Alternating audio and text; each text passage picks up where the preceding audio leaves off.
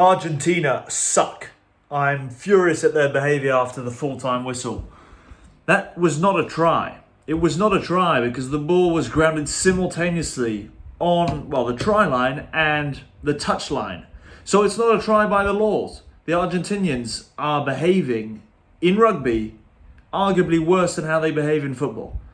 Tragic scenes, in fact. No, I'm really disappointed. And any Argentinian watching, where do I even start? Why? I mean, why don't you just accept the decision of the referee? Angus Gardner, you're not watching this, but if ever you are, respect.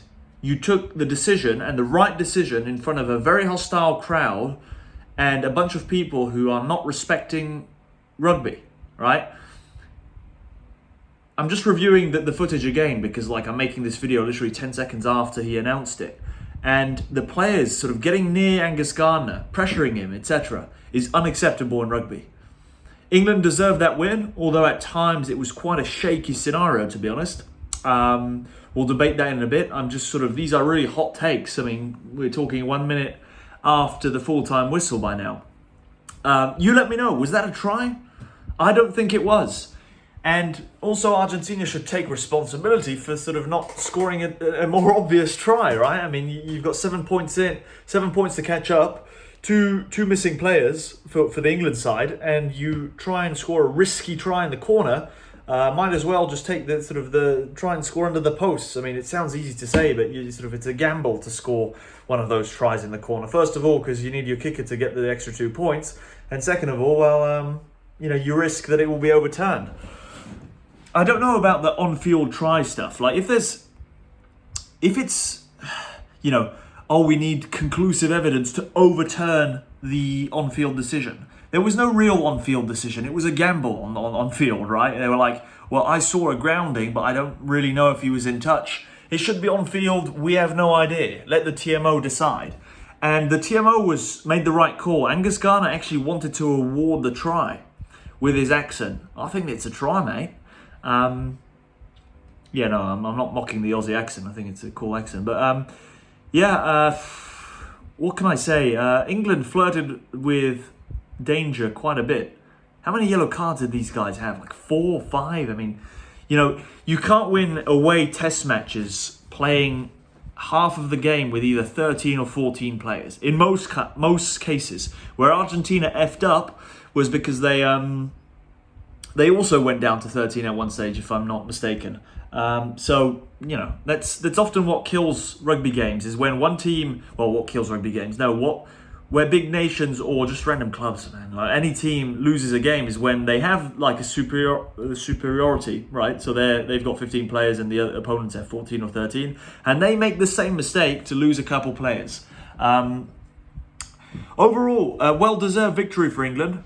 I was impressed by the way they played in the first half, and then I think that there was maybe not enough conviction from Borthwick in the changing rooms to tell the lads, hey, we might just be in trouble if we stop playing like we're playing. But I think he thought that England would just keep the intensity up, etc., but they clearly didn't. And they almost came close to a tragedy there, because I'd have backed Albornoz, having watched him play for Benetton and Toulon. He's a good kicker under pressure too. He'd have probably got those 2 points. And 31 all, well, it'd have been a different video. So a bit of a close call, a bit of drama, more drama than I'd have liked to see. I'm very disappointed in the Argentinians. A bit of me was, because football is completely different, right? I'm English, so I'm disappointed that we lost in the World Cup, right? But who cares really? I mean, we're talking about rugby now. I like the Pumas, but that has changed my perspective a lot. I would have really expected them to behave a little bit better after that call. I'm pretty sure if the All Blacks, Ireland, South Africa would have been in their shoes, they'd have been disappointed, right? It's a nasty call at the end. But they wouldn't have made a whole fuss about it. I remember when the Stormers had a similar call away at Toulon in the Champions Cup. A try that was a really, really close 50-50 that wasn't given at the end. And they'd have beaten Toulon and moved on to the quarterfinals.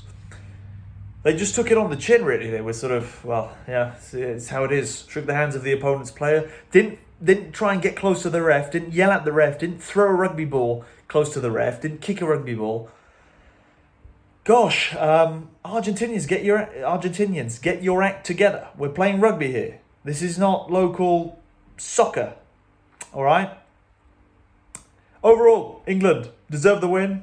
Finn Smith, I like the guy. Good stuff. I had doubts about Finn Smith over the last couple of years, but he's slowly becoming a player that I like. England's forwards were in good shape today. Feio Oboso, love the guy, really good, knows what he's doing. Argentina stacked too. I mean, they had a good Argentina had a good team too. They failed by, as I said, going down to 13 when England were down to 13. It's not a sort of game of copying the other guys. That's the game they were playing, undisciplined and in the key times. So when they got back to 17-19 and England had 2 yellow cards, you thought, hey, this might just be another tragedy for Borthwick.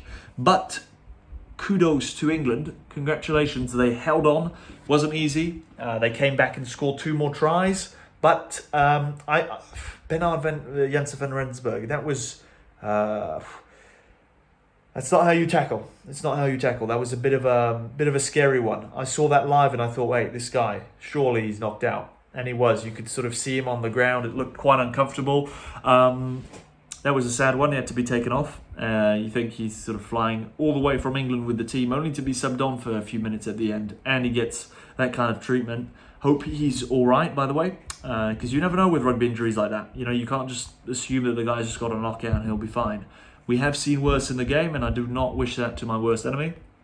Yeah, and so they did well. They saw the game out. Argentina were dangerous at times, but even with 2 minutes left after that, you thought, hey, 15 against 13. If Argentina somehow score, and Picardo, what a player, by the way, broke through the defence, scores under the sticks, Albornoz drop goals, and there's a minute left on the clock. England try and waste time. That's sort of typical Argentinian behaviour, which I don't think is very good.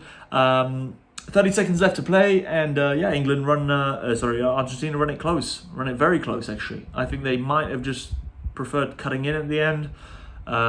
They looked like they weren't going to lose control of the ball. England weren't contesting the rucks that much, because you put 2 or 3 people in a ruck, you lose the ruck, and suddenly there's a huge overlap. So England were playing that smart, not consuming too many bodies inside the ruck.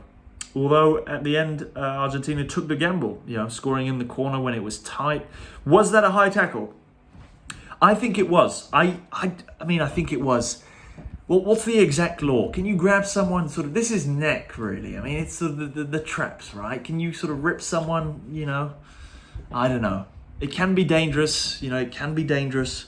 But the ref said it wasn't a high tackle. The ref said it wasn't a try. Guess who's always right? It's the referee. England, we've got our revenge on Argentina. Let's move on, and I'll see you guys in the next video. Come on, England. Bye-bye for now. It's time for me to sleep. I've been recording videos and watching rugby from since 9 a.m. this morning. Do I feel any ounce of shame for it? Absolutely not. Love of the game.